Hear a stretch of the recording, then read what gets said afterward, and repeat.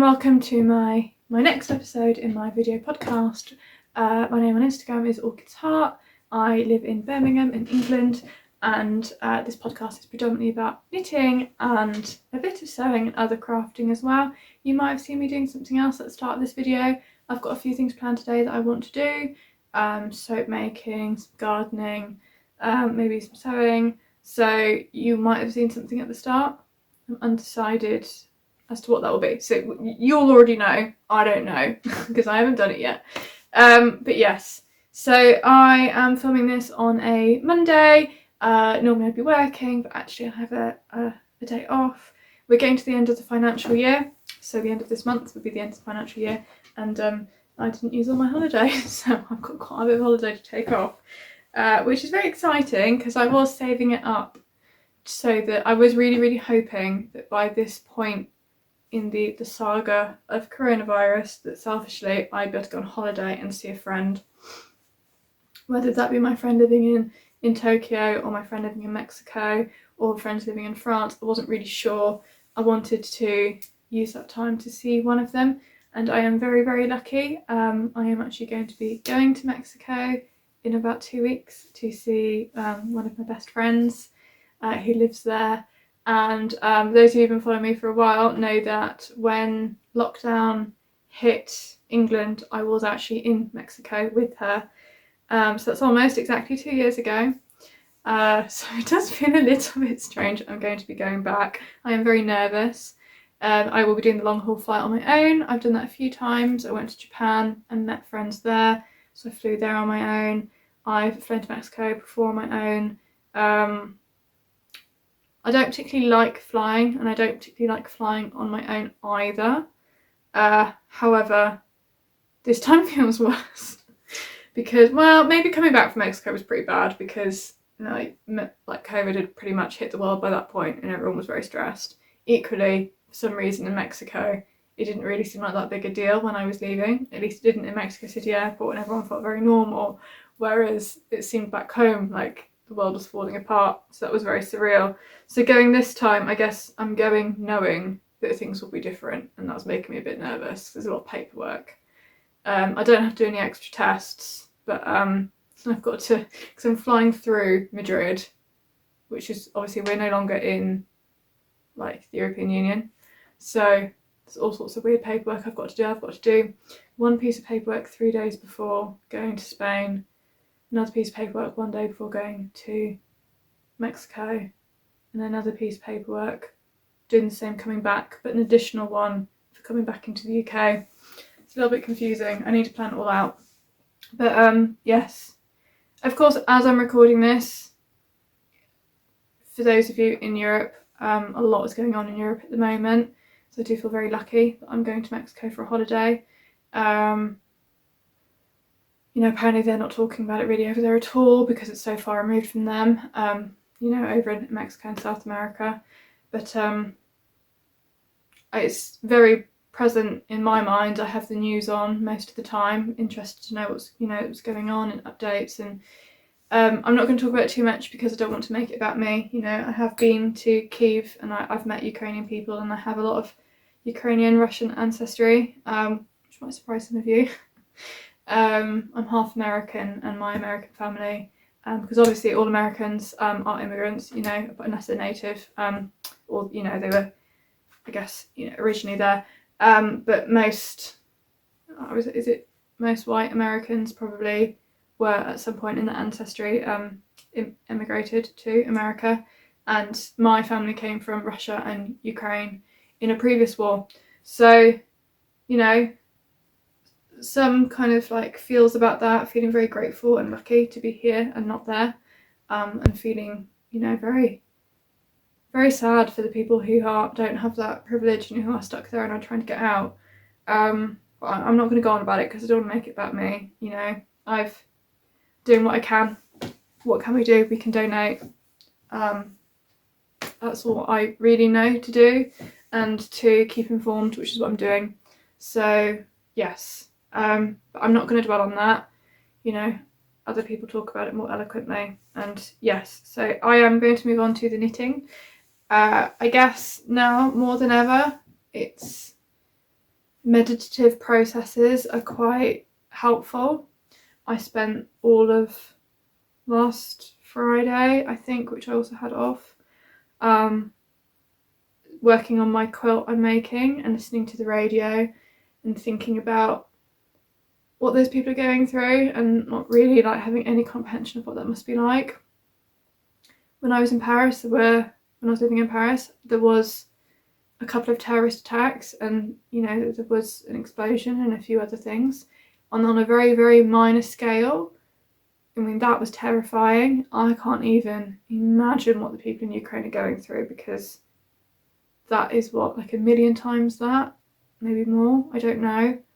So scary. So yes, that's kind of been my last week or so.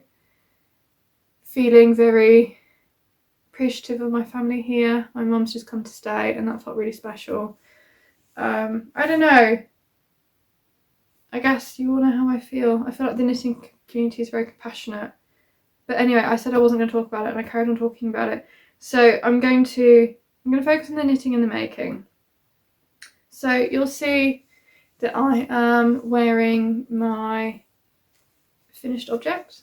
So first of all, I'm wearing my hat that I practically live in. This is my red hat. This is the Brume Hat by Melody Hoffman, which is meant to be knit up in unspun yarn. I've done mine in Brooklyn Tweed Shelter, can't remember which one, it's the 4-ply one, in the colour Amaranth, with a strand of Rowan Kidsilk mohair. And it's quite dense actually. I think I sized down, this might be the large child size, because I made the adult size in plotulopi and mohair and it came up massive. So my partner wears it a lot, which I'm quite sad about because I really like it. I did actually have it on top of this hat yesterday because I have really sensitive ears and I get incredibly cold ears very quickly. And twice now I've been out. I mean, this hat is dense and it's wool and mohair. It's still not enough. I don't really know what I can use to make a hat that's going to prevent my ears from getting cold. So this is really, I've been wearing this in the house a lot because the house is not the warmest, and with energy prices rocketing because of everything that's going on, I've been reluctant to put the heating on any higher. You know, also the environment and everything else. Like, it's just me in quite a big house most of the time, so I don't really feel like putting the heating on, warm enough to keep it warm. I did whilst my mum was here over the weekend, because I think it's unfair to make my mum be cold. And yeah, that was really lovely, but I need to go back to wearing all the woolies. So yeah, I mean, if anybody has any thoughts of like the warmest fibre, I mean, this is triple thickness on my ears here. I mean, yes, obviously the bottom of my ear is poking out, but if I'm outside I'd pull it down a bit more, and it's actually the tops of my ears are worst affected. But I was on the train the other day after having walked to the train station, which is about a 20-30 minute walk, and it was windy because we've had a lot of like quite big storms in England over the last couple of weeks, which has caused quite a lot of havoc. And though I think largely around here we were okay, the wind was still quite bad. I couldn't cycle home, my partner had to come pick me up and my bike because I decided it was just a bit too dangerous. And yeah, on the way to the train station my ears got so cold that the whole way getting the train to town, which is like a 10-15 minute train journey, I was sat like this on the train and this poor old lady opposite me was like, "Are you okay? What's wrong?" I don't know, maybe I looked like I was having a nervous breakdown. Because it physically hurts, like it's quite a lot of pain, they get that bad. And I was like, yeah, I'm fine, I'm just, my ears are really hurting because of the wind, and I'm trying to warm them up because I can't really think straight because it hurts that much. And I think she was a bit like drama queen. But yes, so I don't know, I mean, people suggested earmuffs, but I don't like wearing earmuffs. I want something knitted that I can wear on my head. I don't know, maybe I need a headband and a hat. Would that work? I don't know. But yeah, thoughts please share. Anyway, that's 10 minutes of me rambling about stuff and hats. The other thing I'm wearing is a dress that I shared last time that I made. So this is a Hinterland dress and I've made it in a wool linen blend. This keeps flipping around. And yeah, I love it. So it's a bit shorter. but I wear it quite a lot with lots of like woolly layers. And I'm also wearing this really cute new necklace that so I had a shop update recently of stitch markers, and usually I do allow myself like one treat from the proceeds of that. And so this time I allowed myself, I really wanted a long necklace that I could wear over my knitwear that didn't have any sharp or spiky bits that could pull on the knitting, because I have a couple of long necklaces but they have a tendency of catching. And I'll put the name of the maker below. She had some really lovely pendants, and there were quite a few that I was torn between, and then I noticed she had like a bluish mushroom necklace, and I was like, oh, I mean, if you know me, you know I love mushrooms. I was like, wouldn't that be lovely? But I don't really want one in blue because I don't really wear blue. I wear earthy colours predominantly. So I messaged her saying, like, out of curiosity, assume you do custom orders, but most of your ceramics are blue. Do you have any red glaze? Could you do a red one? And the other ones I saw, they didn't have the spots on. They were just like plain red. So I didn't ask for spots or anything. She said, yeah, sure, that's totally fine. I'll do a custom order. She even charged me the same price as she would for one that was ready to go, which is amazing. And she said, I'll send you a photo before I send it out to make sure you're happy. And I was like, okay, well, that's good to know, because, you know, when you have a custom order, sometimes, you know, like, you don't really know how it's going to come out because you haven't seen it.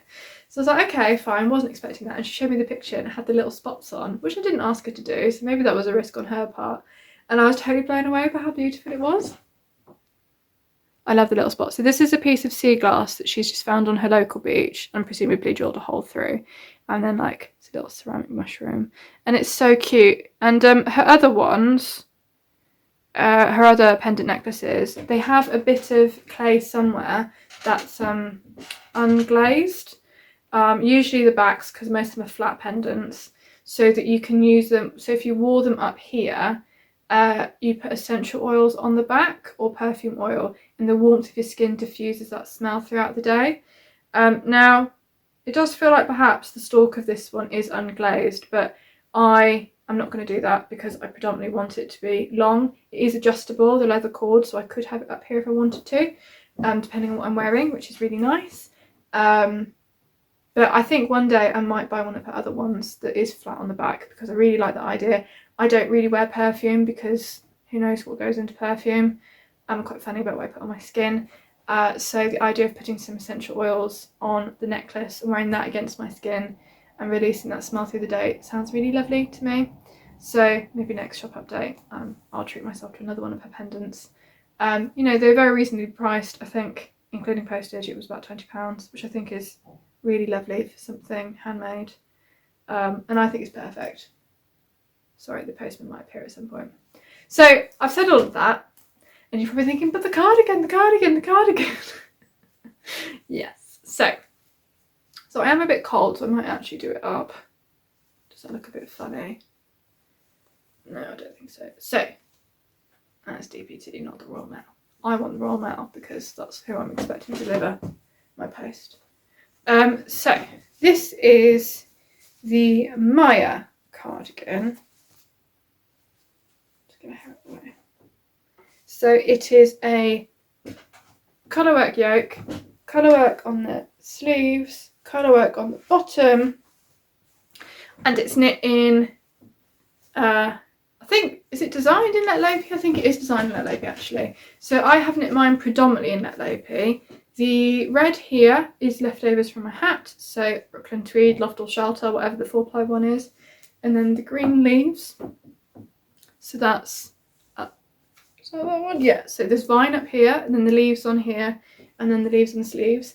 That's plotulopi, held single, so I did some like weird jiggery pokery with what I held single and double. I don't really understand the weight of Lettlopi versus plotulopi. So I started with this sleeve and I thought that this yarn was probably half the weight of Lettlopi because it was 4-ply. So I held it double on here and on here to do the vines on the sleeves. And then I was a bit worried about how much I had left because this is a really big piece here and I didn't think I'd have enough. So this is actually, it held double, which I can feel the difference. And maybe it is a bit bolder here, but it's probably also bolder here because this pattern is thicker, like the leaves are thicker. So I don't think you can really tell, because also there is red at the bottom. So I was worried after doing the sleeves I wouldn't have enough to do this bit and this bit. So I thought about only doing red up here and not down here, but then I thought that'd be strange and throw the balance off. So yeah, so that's single and that's single and that's double. And then I did it the other way around with plotulopi. I held it single on the sleeves. And then I thought, isn't it likely that it's like plotulopi held single isn't very robust? And so that does worry me a little bit. But I'm hoping because it's against other yarn, like the sleeves are quite thick because you've got, you know, stranded colour work, that it'll be okay. Up here on this bit and up here it's held double because I thought that'd be better for the strength. And the rest is Lettlopi. So the colours I'll put maybe on Ravelry, if that's okay, because it's lots of different codes and things. And but the cream and the dark colour are the colours I used for my Lettlopi Fern and Feather. So I had some left over. So with this I wanted to use up the yarn I had in stash. But then I got really worried about not having enough. So I bought an extra ball of the cream, grey and black than I actually needed. And so I'm pretty much in the same Lettlopi situation as I was when I started. Maybe I have 1 or 2 less balls of this cream, that's it. So yeah, I mean the colours, I was very heavily inspired by one that I saw on Ravelry. So I'm not going to take credit for this colour combination because somebody else already did it. So her colour codes were slightly different to mine, but it was pretty much the same. And yeah, so I knit the 3rd size, the medium size I think, and I've used coconut buttons from No Frills Knitting, which I really like because they're very lightweight and they're natural and they just feel really nice. And then on the inside I have used Katie Greenbean's latest ribbon. So Katie Greenbean designed this ribbon for her colourwork cardigan, but I decided, because I am going to make that cardigan and I bought the pattern and the ribbon, that I didn't want to use the ribbon on the cardigan because I really like the ribbon and I really like the cardigan, but I personally don't like them together. Like I don't really think it goes. I don't know why. Maybe that's weird. But for me, I also didn't want to knit the same cardigan as everyone else because I'm probably going to knit her cardigan in the colours that she has chosen. I thought if I then put the ribbon in as well, then it's just the same cardigan as everyone. And there's no problem with that, but I don't want to do that, so because I am fussy. So yes, I used on this because this is really special and I wanted it to be special on the inside. So the floats, I think I've done a really good job. I'm really pleased with that. Yeah, and so this is steeked. So for those of you who don't know what steeking is, you knit the whole thing in the round like you would a normal bottom-up jumper, and then you cut it up the bottom. So the first thing about that, the patterns asks you to put two steek stitches in. I was really worried about that not being enough and it fraying, so I did 5. So purl, knit, purl, knit, purl, so that I would then cut up the purl in the middle. I think I'd read that somewhere else because with the 2 knit stitches either side, it creates a really good ridge and guide of where to cut. So that was fine. It was actually really easy. I stitched it down the first purl bump because there'll be 3 purl bumps, so on either side on the sewing machine twice, and then cut it up the middle. And you know, bearing in mind, I tried to knit the button band on before cutting it, so whilst it was still one piece, and I found that too tricky to get my hands and do the right movements, so I did cut it open, and all the manhandling that was required to knit the button band and wear this for about 10 days, taking on and off, flinging it in a bag and out, that it didn't unravel on the cut at all. Like, I guess this yarn is so sticky So I was really worried about steeking. I'm now not when it comes to Lettlopi, maybe other yarns. But it took me about 10 days to get around to doing this ribbon because I hand sewed it in and it took me ages. And so I wore it quite a lot before I'd even done that. And I must admit, I was even absent-mindedly playing with it whilst wearing it before it was stitched down, and it still didn't really unravel. It did a really good job. So I did trim some of that off before I stitched the ribbon on because the edge was quite bulky. But to be honest, I think if I knit a similar pattern again, I would do exactly the same thing. I would have a wider steek of 5 stitches, and I'd rather trim down the excess down the middle than not have enough and feel worried about it. So that went really well. So the other thing to note was, yes, so I went 2 sizes bigger because my primary want for wearing this was I have another really thick cardigan made from like a similar yarn, similar sort of style, but it looks quite Christmassy. It's predominantly red. It's red and green and has snowflakes on it. And I live in that jumper. I've just reinforced the elbows actually, and I still intend to live in it. But this time of year, like when it's really cold and I want an extra layer, I do put that cardigan on, but I feel a bit weird about wearing it. I've also had, because it's so Christmassy, I've also had it 15 years and I would like to have it another 30. So I quite like the idea of having that one for like the Christmassy period for the rest of my life, if possible. And then so I wanted one that could be a bit more autumn or whatever. So I remember my colleague at work, the first thing he said was, "Oh, you've knit yourself another Christmas jumper." And I was like, "It's not Christmassy, it's just autumnal." And I can understand why he said that because of the red and green, but I feel like this is my colours. You know, like a little bit of colour, but the rest quite sludgy. So because that other cardigan was quite oversized, I wear it over my Lettlopi jumper, I wear it over other things. So I wanted this to be the same. So I kind of modelled the size off of that. So it's 2 sizes too big, which you can tell, like it is 2 sizes too big.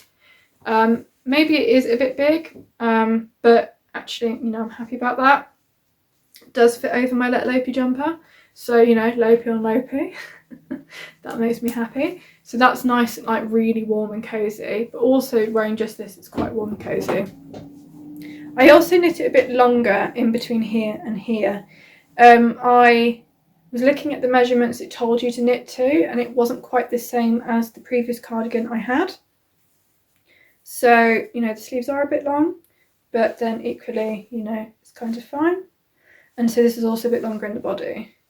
So it does only really just do up over my hips. So perhaps that's something to think about, because I think it's actually designed to be like a bit higher here, and maybe if it was a bit higher it would have been okay. But, you know, I don't really have hips, so that sort of surprises me. I mean, I guess it's stretchy, so it would fit over somebody with bigger hips, but as you can see, it does kind of do that. So yeah, I absolutely love it. The other thing to note, and I promise I would talk about this, the increases on the sleeves are really badly handled. It is a free pattern, so if this was a paid for pattern, I'd be really pissed off about this, but it's a free pattern. It just says increase 8 stitches evenly throughout the chart or something, and doesn't tell you where to do it. The consequence is that pretty much no matter what, you're going to interrupt the colourwork chart. Now, unfortunately, I do not have any magic solutions for this. It suggests you bodge it, and so that's what I did. I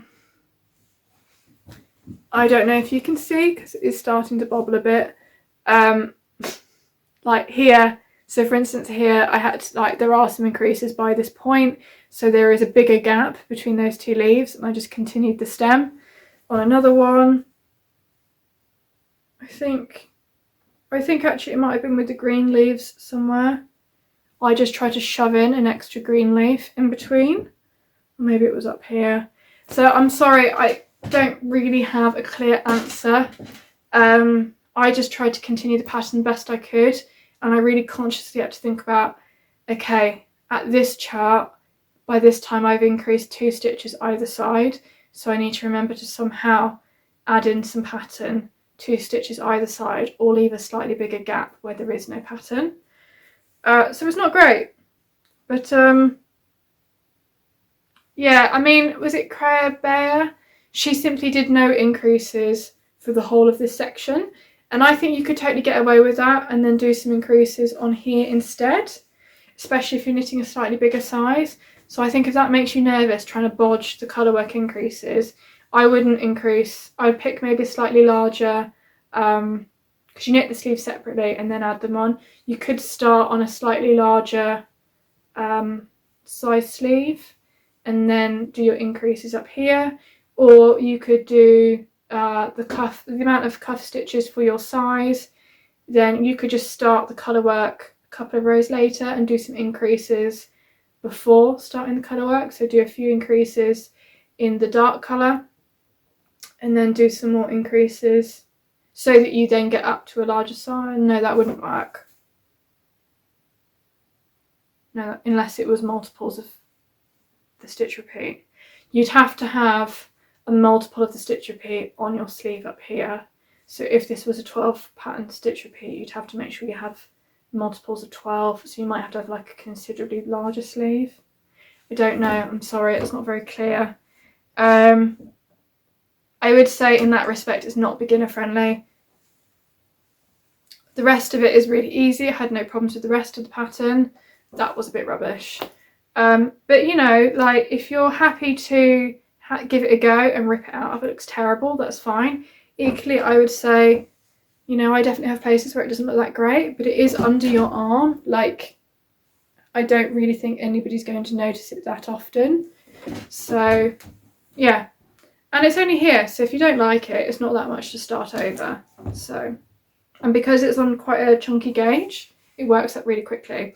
So, I mean, the last thing to say is, this is Lettlopi, and I think it's on maybe a millimetre larger than I did my Fern and Feather. So the gauge is a little bit more open and a little bit more drapey. I think I prefer the density of the gauge of my Fern and Feather because this was bubbled a bit more already than my Fern and Feather did.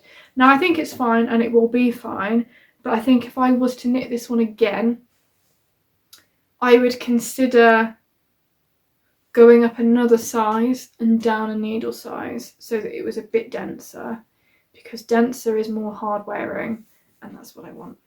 So yes.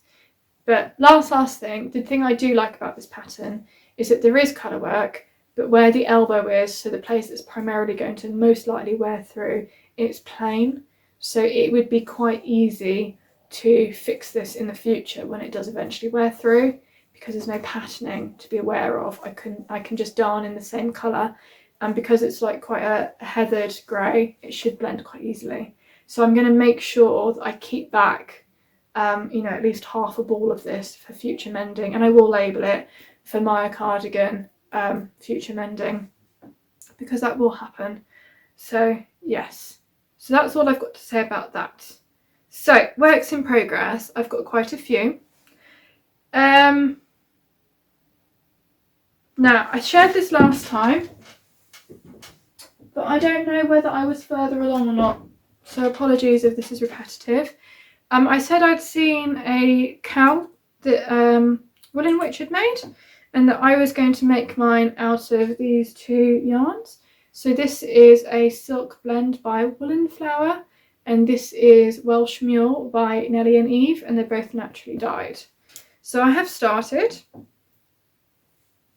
and I've gotten about this far.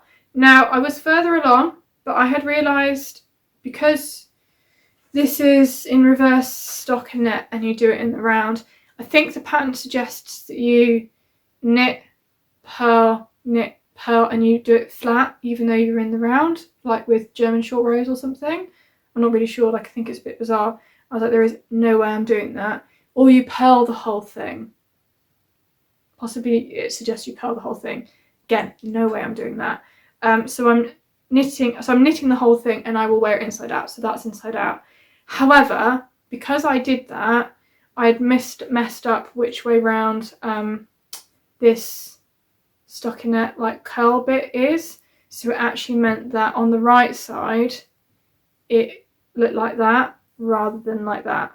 And so I had to rip out the stockinette and redo it. So I'm only about that far along, so which is fine. So that is the Getting Warmer cowl, and I shared a picture of that last time, which looks like a weird funnel, but when it's on, it looks really cozy. So I'm really excited for that under winter coats next year, and probably whilst working from home. So that's that one. I'm not going to go into too much detail because I spoke about it a lot more last time. I haven't really made any progress, so I'll talk about it more probably next time. But my next work in progress, it's a bit more interesting. I have been making some fingerless gloves. So I bought a set of Merino Cashmere Nylon mini skeins from the Wool Barn in some really pretty colours. And I don't know why I did, because the colours were so beautiful, that's why I did. But this was for knitting socks I bought it. But I had, and I shared about this in my sock episode, knit up some socks in the same blend by Hélène the dyer from, I think she's from, yeah, she's Irish, she's from Ireland. I can't remember if it's North or South though. And they had bubbled really, but they'd worn really badly and loads of fluff were coming off. So I didn't want to make socks from it again. So I thought maybe I'd make a cowl or something else. But I actually just settled on fingerless gloves. But I wanted to do fingerless gloves that had like a flap. So I used a pattern, and I will link the pattern below, and it's for a colourwork rustic yarn full mitten with a top, and I just thought I would use it for the shaping because it was the same weight yarn, so I'd use it for the shaping, and then I would colour block, and I would stop around here and there on the thumb, and then cast on some extra stitches to make the top. So that's what I've done on here. I'm sorry, there's lots of tails. I'll explain why in a second. So you can see here, I've got the start of a flap. I would need to do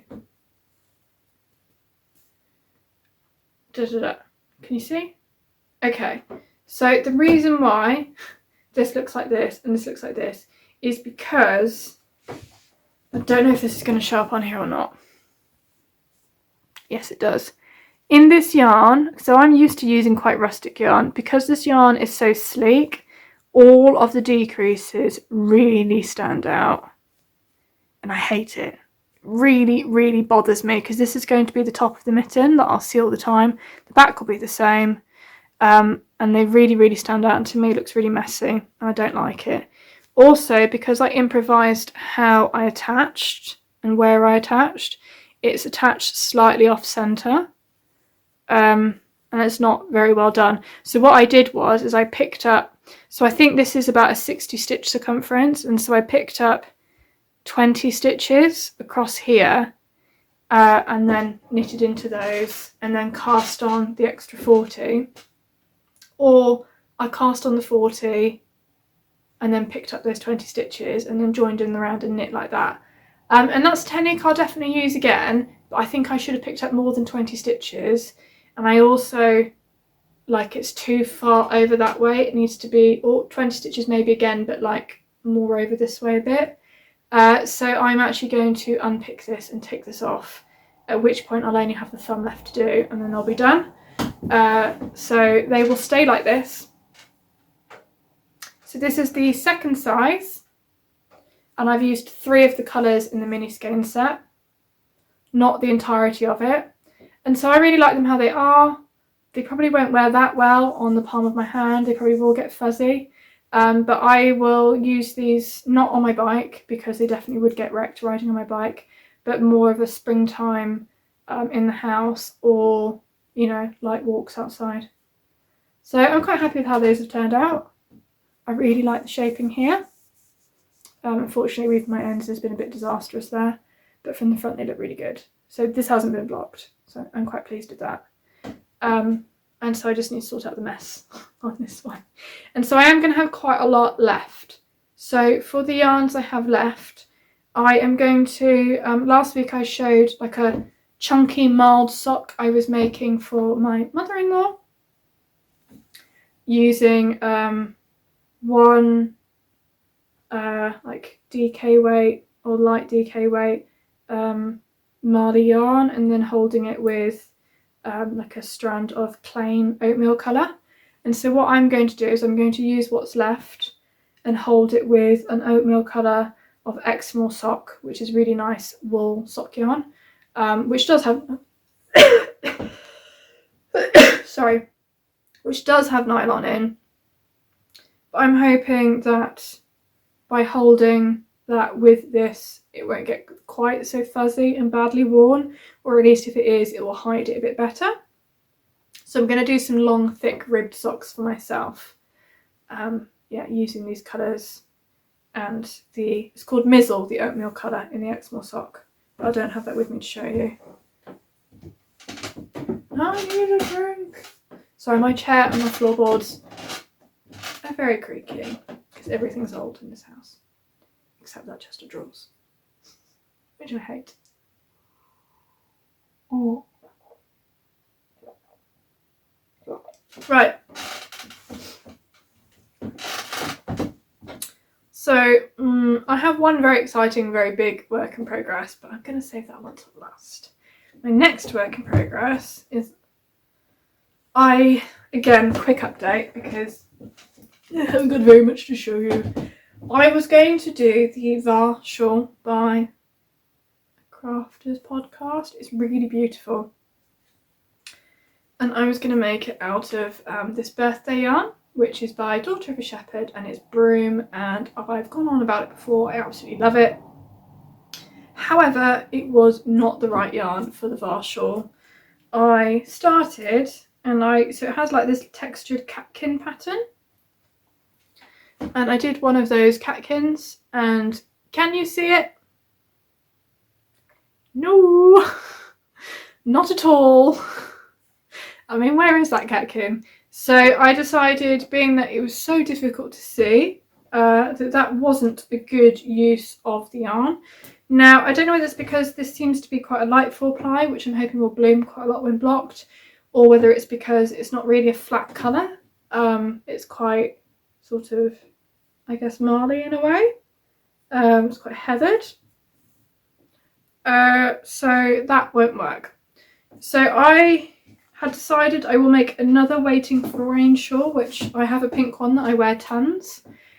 But I'm not 100% convinced, because the cast on edge on the Waiting for Rain shawl, no matter what I did, it was quite tight. And so it means that the tails of the shawl are quite curly and it will never lay flat. So I might rip this out and start again. I want it to be a shawl that I will wear tons because the yarn isn't cheap. It's a very good neutral colour. It would go with a lot of my clothes. Like, I'm really excited to wear it with this. And I want it to be something that I can really wind around my neck and get really cosy in. Now, I don't really like triangular shaped shawls. They're not really my thing. So I am struggling to find a pattern I want to make with this yarn that's crescent shape, preferably. Yeah. In one colour. That's not really boring to knit. So maybe I will do another Waiting for Rain shawl, and that's kind of what I was working towards here. I just decided I would carry on and increase to the point where I could start doing the lace for the Waiting for Rain. But you know, if someone else has another suggestion, this is kind of on hold at the moment, which is bothering me because I really want to work on it because it's such a lovely yarn. But that's something that needs some thinking about. So I have 2 skeins of 4-ply yarn. If you have any thoughts, let me know. And on it is this really cute marker by Simple Natural Handmade, which I love. It's a mushroom, obviously, but it's very light. It's made from wood. She hand carves them and they're really lovely. So yes. So that's that. My last work in progress. So for my birthday, I had a belated birthday present, which was so a total surprise. Wasn't really expecting it. 10 skeins, or 10 balls, sorry, of this, which maybe is back to front. on screen, I don't know. It's Debbie Bliss Cashmerino Aran, extra fine merino wool and cashmere, 55% wool, 33% acrylic, 12% cashmere. Now, the friend that gave me this, she is a relatively new-ish knitter. So, bless her. It was a really lovely gift to be given 10 balls of this. Now, superwash acrylic blends. I think this is superwash. Actually, it doesn't say if it is or not, so maybe it's not. Although it does say you can wash it at 30 degrees, it probably is. I don't know, maybe it is, maybe it's not. I mean, bless her, obviously this isn't the type of yarn I tend to buy. However, I do really like the colour. You know, it's not black, it's dark grey. So for me that's quite a perfect colour because it's quite a good basic. Like black I find too stark. So this is the kind of black I like. So I love the colour. But I was a bit like, I'm sure that this will bubble and wear like mad. So I was like, well, I could just knit a Felix in it and I would wear it a lot, but I think it would wear quite badly quite quickly. And I want to use it for something like, you know, okay, it's not a yarn I would normally go out and buy myself, but it is really lovely and I want to do it justice. So I have had in my queue for a really long time to make the Magnolia Bloom. And that's quite a dramatic, and some of you are probably thinking like, that's not really your style. I know, because it's got like bubbles and it's quite textured and it's really dramatic, but I think it's beautiful. I don't really know what I'll wear it with, I must confess, which is not something that I promote doing, knitting something that you're like, what on earth am I going to wear it with? But I'm hoping I can wear it over just jeans at work and it will look quite nice and disguise my elastic back on my jeans. Because the jeans I made for myself, they're elastic in the back and they are really comfy, but the back waistband isn't very flattering. So this, the Magnolia Bloom is a slightly longer jumper. Most of my jumpers are quite cropped, so I thought actually really thick yarn, big needles, it won't be that much hassle to knit like a longer jumper. So I thought perfect. So I had 10 balls of this and I was given a voucher to shop on Loop London, and actually I'm going to get the ball band for that because I won't be able to pronounce it.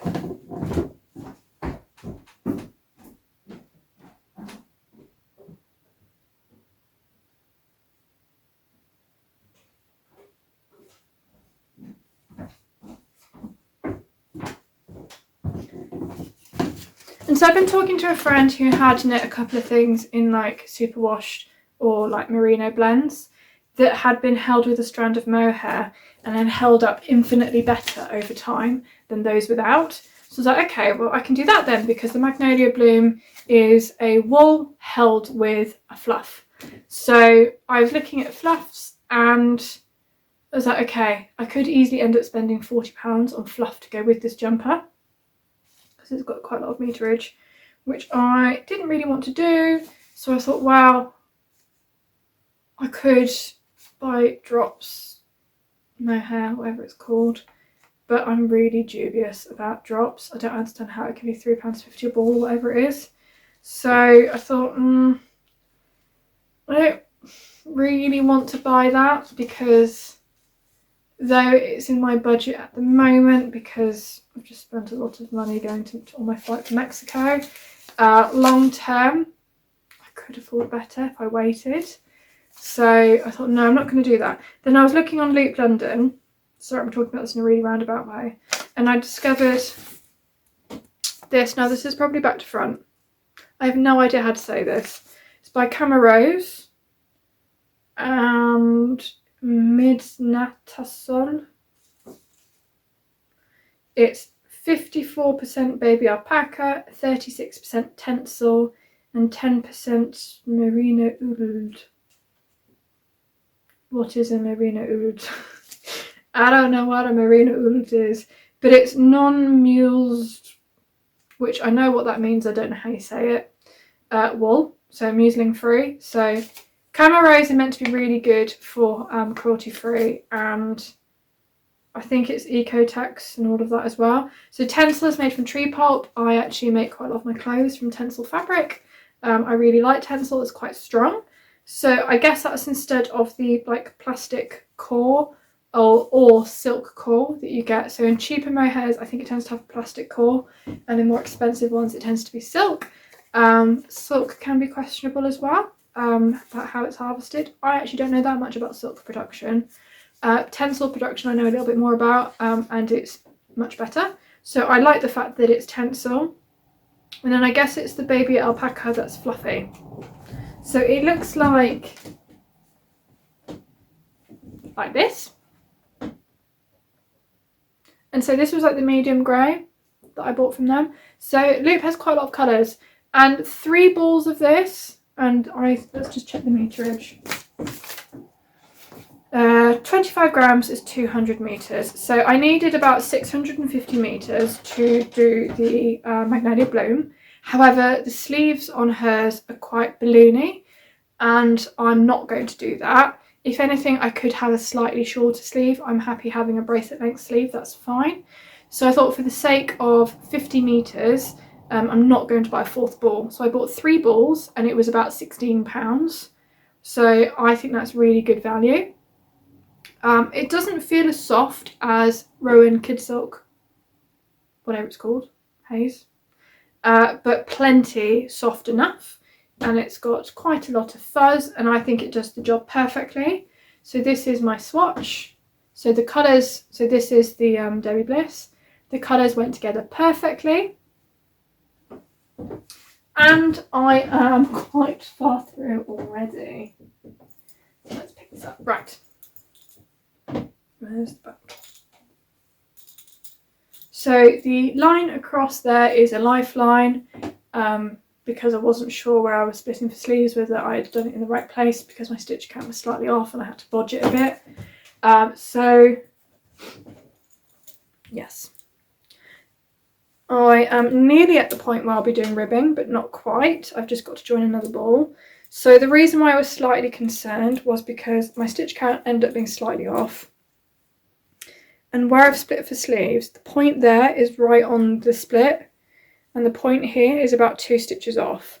So it is 2 stitches off centre. However, I tried it on, and when I've got it on you can't see. So I think it's fine. 2 stitches isn't a big deal. So I'm here. So it is all a bit like scrunched up. It has a folded neckline, which I've never done, which I've done on a hat, but not on a neckline. And so I've got a stitch marker here to remind me that that's the back, the centre back, because I'm going to put a tag in when I finished it so that I can tell which is the back and the front, because I'm going to tell I'm going to struggle with that. And I think it's beautiful. I've done this in about 10 days. So I probably, now that because I've just finished one of the Debbie Bliss balls, I'm probably now going to put the body on hold and do the sleeves.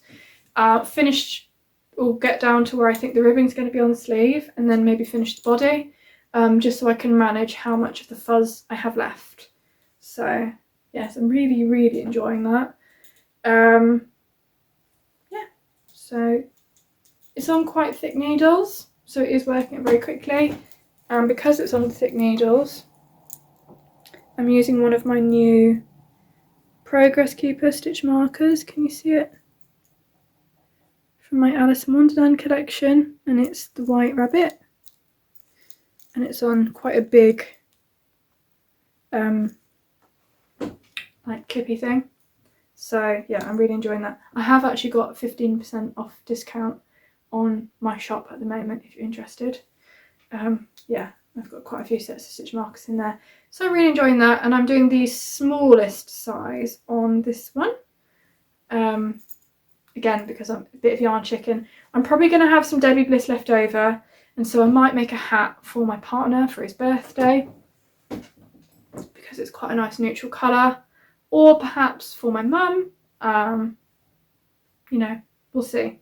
But I think there'll be enough left to make a hat for somebody. So, but yeah, most of it will go into here.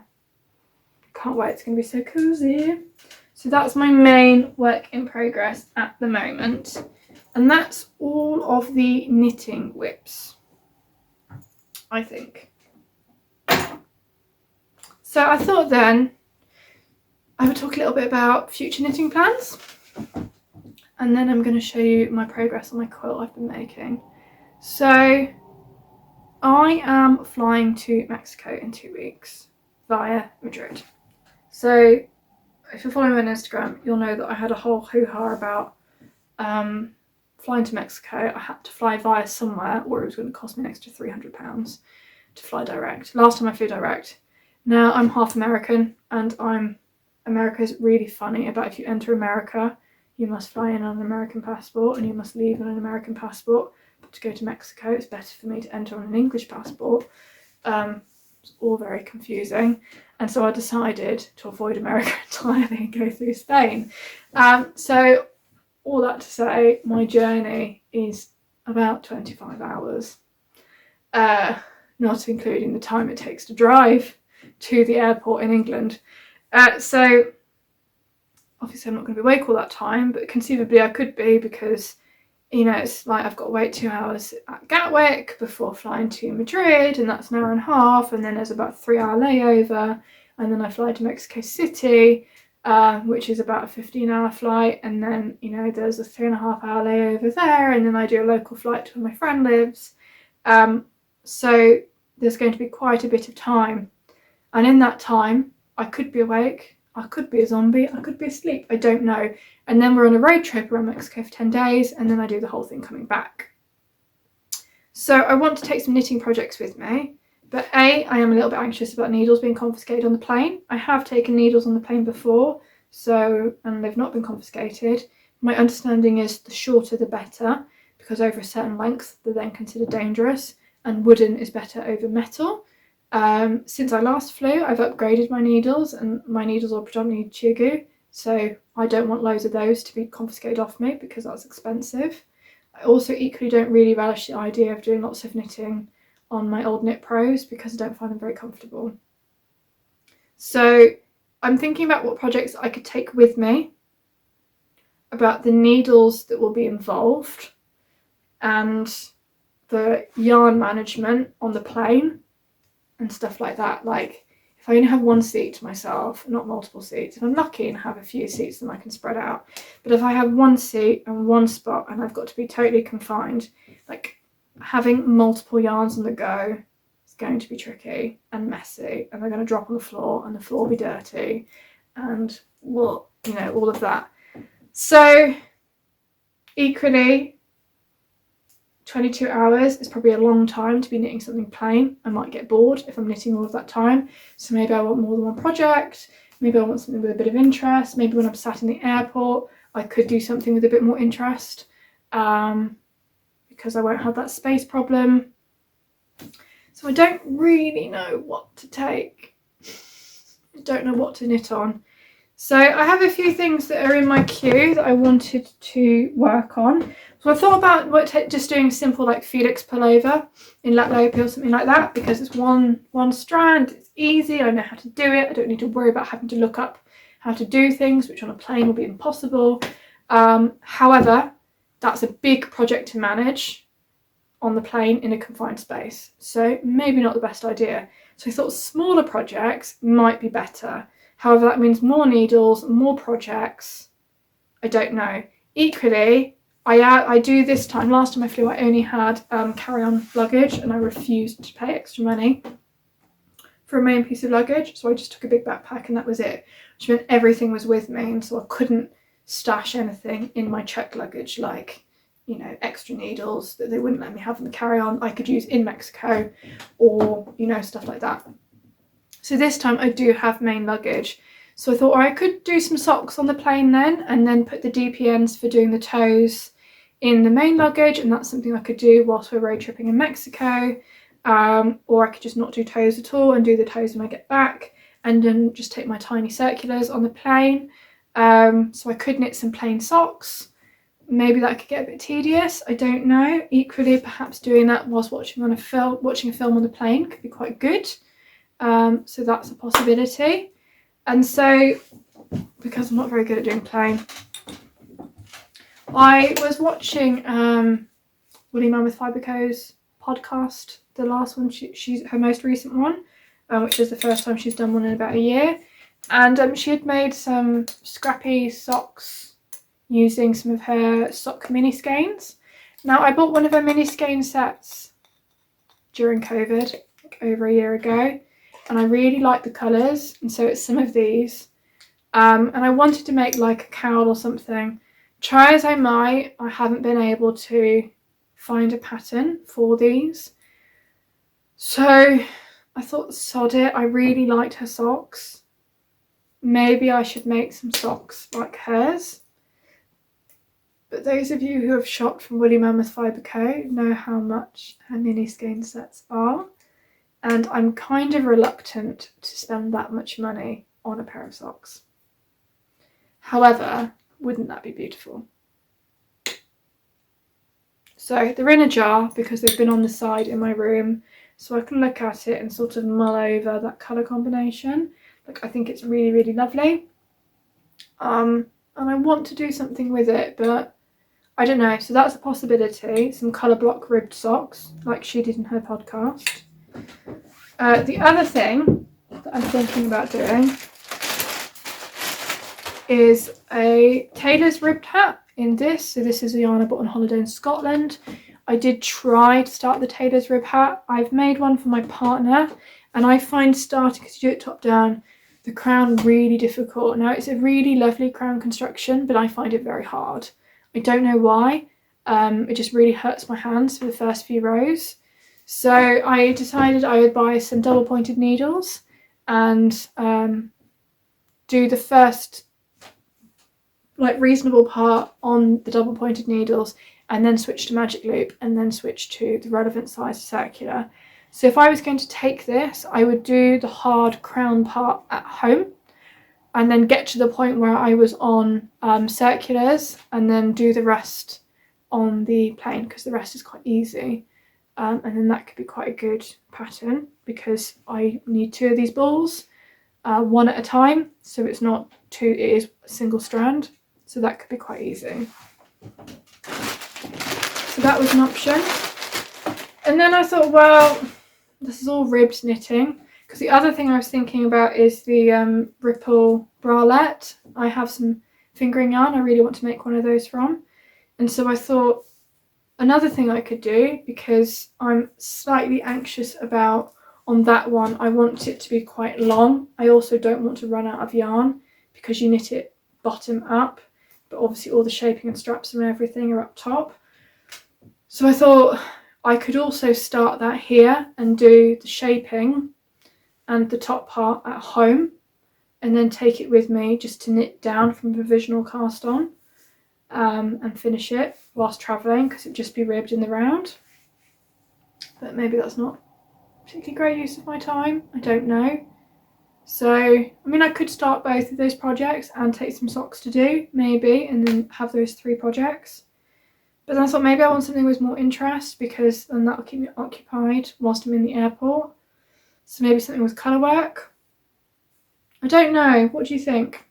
Any thoughts? What would be your go-to long haul flight project? Because I thought about like the Colour Craze shawl, because that's been on my make list for a while, and I have done a reasonable amount of it before and ripped it out, so it's not anything new, but it's lots of different strands going on at once, and that's probably not a good idea, because that could get quite messy. But another thing I'm thinking about doing, probably not on the flight, is, and I'll try and stick a picture in, Andrea Mowry's newest, maybe it's not newest at this point, she released a cowl pattern. What's it called? Oh shit, I don't remember. It's got quite a geometric pattern, and it's in 2 colours, and it's a cowl. And I was thinking I might do it in these 2 colours, and so in hers, one of them is held with a mohair, or one is a mohair or a surrey or something, and the other one's not. And it's like a sport weight. So I bought some in a sale, some naturally dyed mohair by Trevor and Wool. And so I'm going to hold a strand of that with this, and this is the Twig blend by Wool & Flower, and then this one I will hold double, so I'll only end up using half of this, but there'll be loads of this left as well, so I can probably do a cowl or something with the leftovers, and then use that. I think that'd be really pretty, but I'm undecided. I'll have to do a swatch just to make sure. Yeah, so that's a possibility. Now I know these are slightly different colours, but I think it'll be okay. Again, I need to swatch to find out. But I've been struggling to find a way of using this because it's the same colour as my face. And so I think in colour work with something else, that's the best way. So yeah. So if it doesn't end up being used with this, then for that cowl, maybe I'll do like a shawl or something. Pressed flower shawl could be an option. I don't know. So that's on my make list for future plans. And there are a billion other things that are on my make list for future plans. More socks. I've obviously got my Beetle Magic still left to do. The mushroom cardigan by Katie Greenbean. You know, that'd be a lovely thing to knit in the airport, but too many like cones and things going on, that won't be possible. Yes, I think I've decided that once I finish my Magnolia, I'm going to try and finish my Beetle Magic cardigan. I really wanted to whilst it was cold. Post. I wonder if that's the post I'm waiting for. That could be exciting. I don't think it is, it didn't sound heavy enough. What was I saying? I wanted to make the tulip pullover whilst it was still cold. And that's going to be very much a knit at home because it's plotulopi and then I've got mohair on a cone. So I won't be able to move. So I won't be able to take that to the pub. That will be a sat at home project.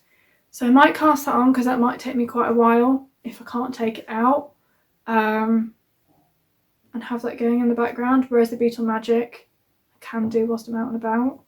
So maybe, but with that, and that's something I'm going to do today, I need to block what I've done so far because it doesn't look great and I want to see if it's going to ease out. So actually after this, I'm going to soak it and I'm going to block it and I'm going to see how it looks and see if it looks any better.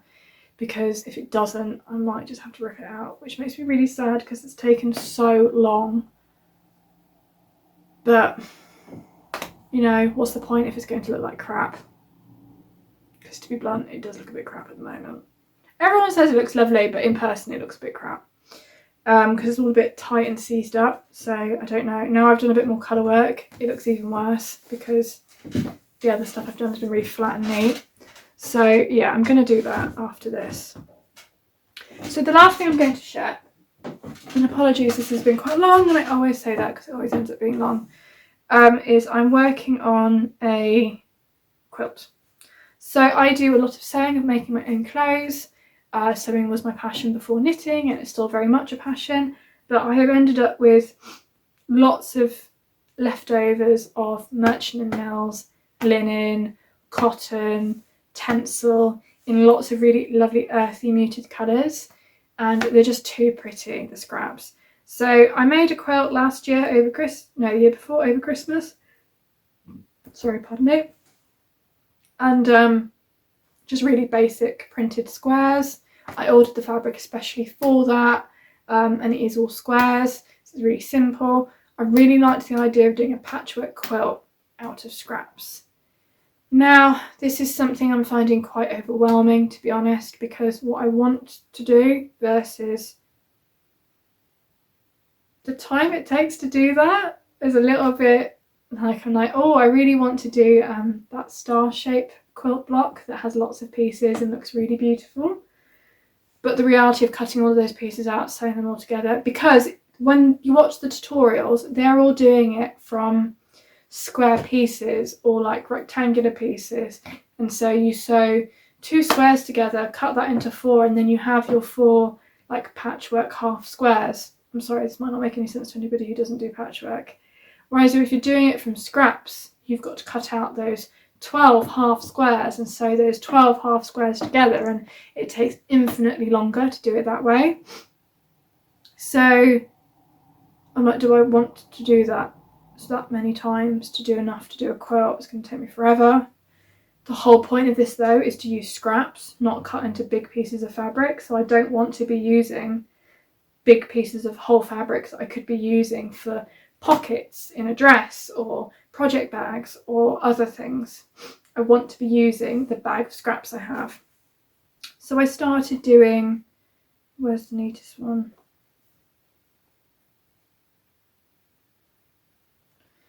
It's called an economy block. And so it's this kind of shape. So I've done quite a few. None of them are perfect. So you can kind of see, this is quite bright, kind of see the colours going on. And so I have also this year signed up as a Patreon supporter of a lino printer in New England, I think she's in. And her name is Addie from Abe Studio. And she sends her Patreon supporter. So if you live in America or some other places, you can actually buy her patches. Living in the UK, you can't. The only way you can get one is being a Patreon supporter. And each month she sends a lino print patch.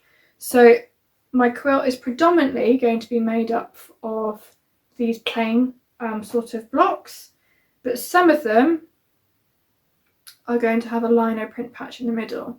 Now, astute people will realise this is quite a landscape patch, and these are square. So there are going to be a lot of this style. But I'm also thinking I'm going to do some where these side bits are colour and there is some neutral in the middle. Perhaps they'll be the ones that have the lino print patch in the middle.